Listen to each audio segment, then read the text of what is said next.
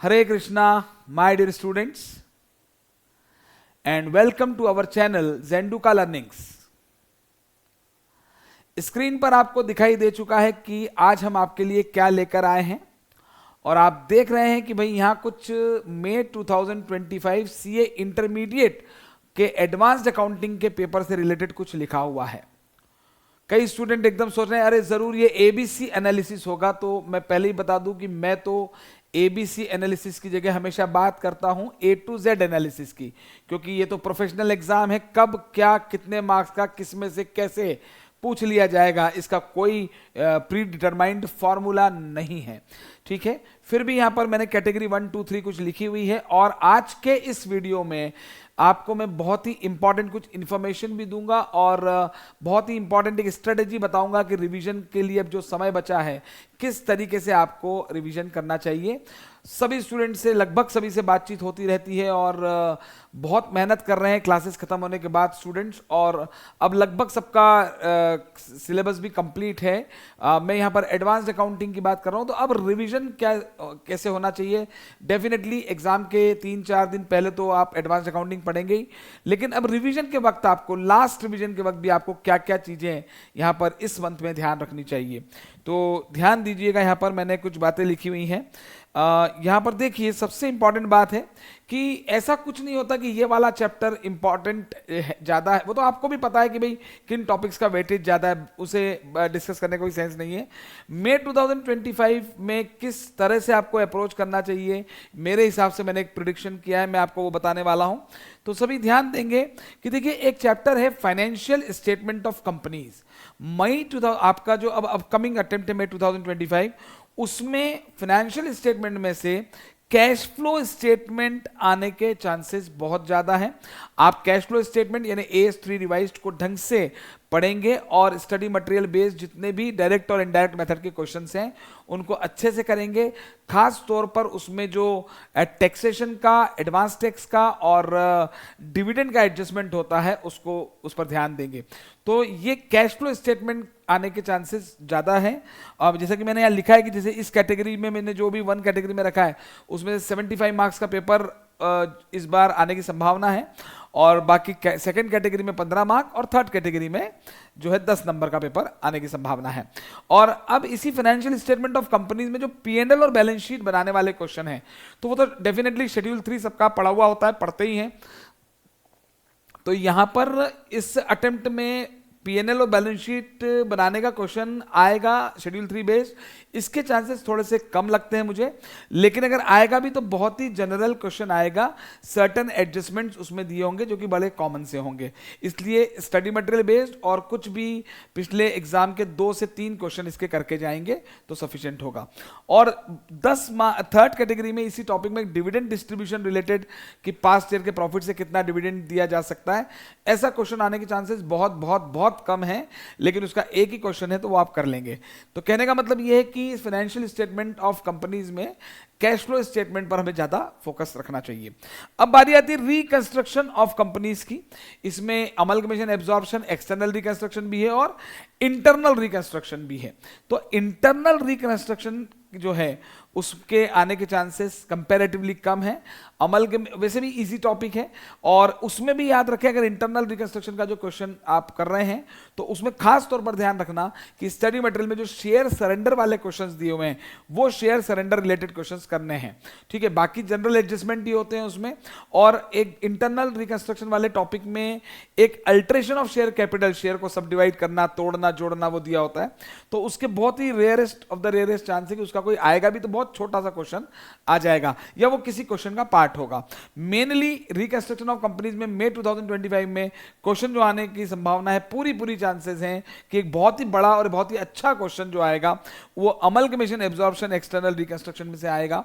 और उसमें भी मैं आपको बता दूं कि वेंडर कंपनी की बुक्स नहीं, परचेजिंग कंपनी की बुक्स की अकाउंटिंग एंट्रीज और इवन उसके जो कैलकुलेशंस हैं जिसमें हम स्टॉक रिजर्व की बात कर लेते हैं, इंट्रा कंपनी एलिमिनेशन की बात करते हैं और खास तौर पर पीसी कैलकुलेशन, तो मटे स्टडी मैट के और प्रीवियस एग्जाम्स के लगभग सारे क्वेश्चंस आप लोग करते भी हैं, तो वो आपको करके जाने हैं। तो 90% फोकस अब आपको जो मैं आपको ये बता रहा हूं कि अब आपको ज्यादा फोकस, देखिए मैं हमेशा कहता हूं सारे टॉपिक टॉपिक कुछ छोड़ के नहीं जाए तो बेटर होता है।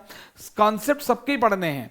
अमलगमेशन पर मेरा रिवीजन वीडियो भी वो आप देख सकते हैं, लेकिन फोकस अब किस पे करना है, परचेजिंग कंपनी की बुक्स के एडजस्टमेंट्स पर। मैक्सिमम चांसेस इसके इंटरनल रिकंस्ट्रक्शन में बहुत इससे कम वेटेज आप दे सकते हैं। अब आता है एक अगला चैप्टर ब्रांच अकाउंटिंग का।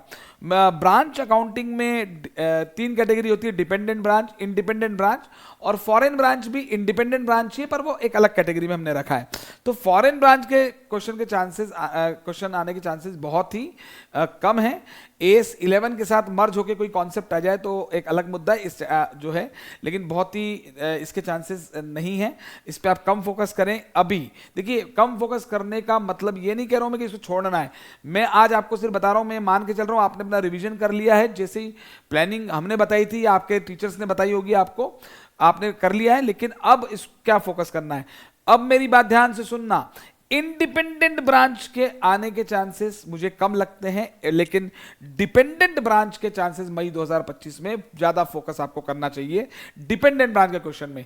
इंडिपेंडेंट ब्रांच का अगर कोई भी अगर आपको क्वेश्चन करना भी है तो मैं आपसे कहूंगा कि आपके स्टडी मटेरियल में केपी लिमिटेड वाला क्वेश्चन है, वो देख सकते हैं आप इंडिपेंडेंट ब्रांच में।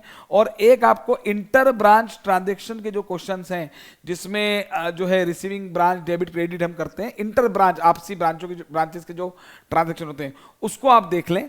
बाकी जो है, बाकी पे आप रिवीजन पे थोड़ा कम फोकस कर सकते हैं। लेकिन डिपेंडेंट ब्रांच जो है उसकी 3 मेथड होती है, स्टॉक एंड डेटर, डेटर और अदर मेथड, ट्रेडिंग पीएनएल बनाते हैं। तो यहां पर इस मई 2025 में स्टॉक एंड डेटर मेथड पे फोकस कीजिए। उसमें भी डेफिनेटली इनवॉइस प्राइस वाला जो क्वेश्चन है, और उसमें भी विद एबनॉर्मल लॉस का कोई एडजस्टमेंट आ सकता है जो ब्रांच स्टॉक अकाउंट पे इफेक्ट डालेगा। तो ऐसा क्वेश्चन करें आप जिसमें स्टॉक एंड डेटर्स मेथड के चांसेस, मुझे तो 80% ज्यादा chances stock and debtor method के लगते हैं।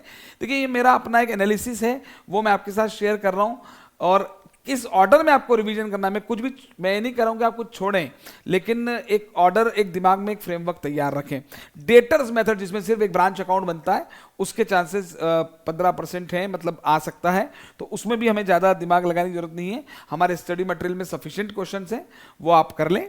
और इसमें जो अभी डेटर्स मेथड में जो लेटेस्ट कुछ 2-4 अटेम्प्ट पहले क्वेश्चन आया था, वो क्वेश्चन जरूर देख के जाएं, है ना, मतलब उसका रिपीटेशन होने की, उस तरह के क्वेश्चन की संभावना होती है। बायबैक ऑफ सिक्योरिटीज में मुझे कम चांसेस लगते हैं कि मई 2025 में वो अब वापस से अभी आपको रिवाइज करना है। आप एंड टाइम पे भी आप उसको देखिए, जो 1 कैटेगरी वाले मैंने यहाँ लिखे हैं ना, उसी को आपको अभी इसमें रिवीजन करना चाहिए। अभी तक आप जो पढ़ चुके हैं, अब रिवीजन आपको इन टॉपिक्स का करना चाहिए। जो सेकंड और थर्ड कैटेगरी में, उनका रिवीजन आप एग्जाम के जस्ट पहले जो 5 दिन 4 दिन आप पढ़ेंगे उसमें भी कर सकते हैं, या उसके भी पहले कोई मॉक टेस्ट आप देने वाले हैं तो उसमें कर सकते हैं, ठीक है। बाकी मेनली तो बायबैक को लेकर मुझे आपको ये श्योरिटी है कि आपको बायबैक को लेकर जो है ज़्यादा अभी रिवीजन नहीं करना चाहिए। बहुत ही जनरल क्वेश्चन, स्टडी मटेरियल जो आईसीएआई का है उस पर बेस्ड ही क्वेश्चन आएगा अगर आता है तो। और इसमें एक बात मैं सभी को कहूँगा, जेंडू का जो हमारा चैनल है उसी पर यहाँ पर एक फंडा बायबैक करके एक वीडियो है, वो आप ज़रूर देखिएगा, क्योंकि उससे रिलेटेड कोई पॉइंट मई 2025 में जरूर पूछा जा सकता है। वैसा क्वेश्चन स्टडी मटेरियल में नहीं है क्योंकि, तो जेंडू का वीडियो जरूर देखें। फंडा बायबैक का फंडा के नाम से एक वीडियो है। चलिए, और अब हम आते हैं कंसोलिडेटेड फाइनेंशियल स्टेटमेंट में। इसमें बहुत रेयर चांसेस हैं। कंसोलिडेटेड पीएनएल और कंसोलिडेटेड कैश फ्लो स्टेटमेंट आपको एग्जाम के बस 4 दिन पहले देख लेना है कि भाई ये कैसे बनते हैं। पूरा फोकस हमारा वैसे भी कंसोलिडेटेड बैलेंस शीट पे रहता है। उसमें भी मैं आपको बता दूं कि मई 2025 में डिविडेंड एडजस्टमेंट, बोनस एडजस्टमेंट और रिवैल्यूएशन का एडजस्टमेंट, ये जरूर आप करके जाइए। कंसोलिडेशन का क्वेश्चन आएगा, कंसोलिडेटेड बैलेंस शीट बनाने को आएगी, उसमें प्रॉफिट को प्री और पोस्ट में बांटना है, माइनॉरिटी इंटरेस्ट निकालना है, गुडविल कैपिटल रिजर्व, वो तो बेसिक बात है।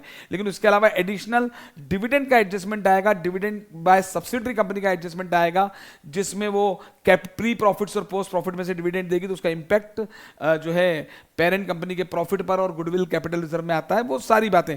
तो डिविडेंड एडजस्टमेंट, बोनस और रिवैल्यूएशन के एडजस्टमेंट के स्टडी मैट में 2 से 3 क्वेश्चन हैं, उन तीनों क्वेश्चन को बहुत अच्छे से करें। पास्ट एग्जाम में में भी जो डिविडेंड और बोनस के एडजस्टमेंट के कंसोलिडेशन के क्वेश्चंस आए उनको अच्छे से ध्यान से देख के जाए, पूरे चांसेस हैं आने के।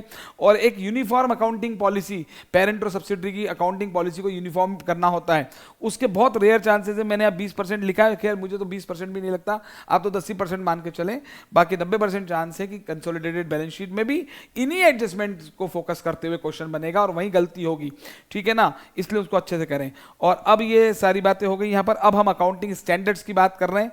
तो देखिए ये अकाउंटिंग स्टैंडर्ड आपको एक बार अपने लास्ट रिवीजन जो एग्जाम के पहले करने वाले हैं उसके पहले एक बार इनको वापस से कर लेना इस मई 2025 अटेम्प्ट के लिए। AS1 को अच्छे से करना, एक बहुत ही टेक्निकल सा क्वेश्चन इसमें से थ्योरेटिकल एनालिटिकल क्वेश्चन आएगा। AS10, AS13, AS17 segmental reporting, AS20 को अच्छे से करके जाना, उसमें डाइल्यूटेड EPS भी करना है, उसमें डाइल्यूटेड EPS में जो ऑप्शन वाला सवाल है वो करना है। उसके अलावा बेसिक EPS में बोनस शेयर और राइट शेयर का एडजस्टमेंट वाला क्वेश्चन करना है। और उसके अलावा वेनेस, weighted average number of shares निकालने के जो टिपिकल से टिपिकल क्वेश्चंस होते हैं जिसमें हम वेटेड टाइम फैक्टर लेके वेटेड नंबर ऑफ शेयर निकालते हैं, वो जरूर देख के जाना, पक्के से पक्का वो क्वेश्चन आएगा। और AS22 को भी हल्के में मत लेना, पूरा कॉन्सेप्चुअली रिवाइज वापस करना, जितने मैक्सिमम क्वेश्चन वापस रिवाइज कर सकते हो करना AS22 के। AS17 बड़ा इजी है, सेगमेंटल रिपोर्टिंग, लेकिन इस बार सेगमेंटल रिपोर्टिंग में केवल वो 10% क्राइटेरिया वाला क्वेश्चन देख के मत जाना। हो सकता है प्राइमरी सेगमेंट की जो प्राइमरी रिपोर्ट होती है उसका एक फॉर्मेट बेस्ड क्वेश्चन मॉड्यूल में दिया है वो, प्लस सेगमेंट बनाने, सेगमेंट की फॉर्मेशन कैसे होती है उसको थोड़ा ध्यान में रखते हुए प्राइमरी और सेकेंडरी डिस्क्लोजर्स इसके जरूर याद करके जाना। AS10 तो पूरा आप अच्छे से पढ़िए क्योंकि ये तो बहुत आगे भी कई जगह काम आता है।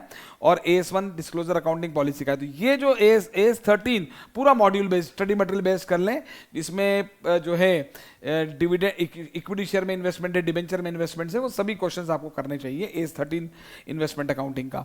और इसके बाद सेकंड कैटेगरी में ये inventory valuation, foreign exchange, government grant, employee benefit, borrowing cost, इसमें रिलेटेड पार्टी, इंपेयरमेंट और 19 वाला लीज के मुझे थोड़े कम चांस लगते हैं इस बार। लीज में से कोई बहुत ही आसान क्वेश्चन आ जाएगा जो बिल्कुल ही मटेरियल बेस्ड होगा। 28 के चांसेस इस सेकंड कैटेगरी में सबसे ज्यादा लगते हैं। AS28 में कैश जनरेटिंग यूनिट का कोई गुडविल एलोकेट करने वाला क्वेश्चन आ सकता है और जनरल क्वेश्चन आ भी जाएगा तो कोई प्रॉब्लम वाली बात नहीं है।